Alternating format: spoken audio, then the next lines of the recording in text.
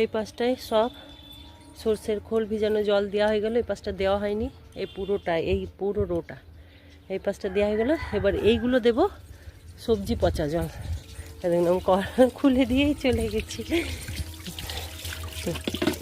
এবার এখানে সবজি পচা জল দেবো, দেখুন কতটা পরিমাণে দিই। এবার দেবো আমি সবজি পচা জল। এই সবজি পচা জলটা প্রায় 1 সপ্তাহ ভেজানো আছে। এই যে পেঁয়াজের খোসা, তারপরে হচ্ছে কলার খোসা, সব সবজি সব খোসা দিয়ে তৈরি করা হয়েছে। এবার এইটা এই 5 লিটার জলের মধ্যে 1 লিটার জল আমি নিয়ে নেব।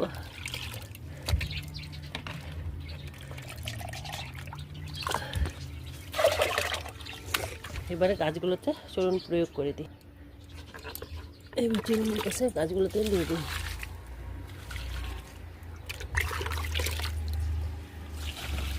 আমাদের ঘরেই এত বিনা পয়সায় গাছের খাবার আছে যে বাজার থেকে আর কিনতে হবে না। এগুলোই যদি মানে অল্টারনেট করে দেওয়া যায় তবে গাছের খুব ভালো একটা খাবার তৈরি হয়।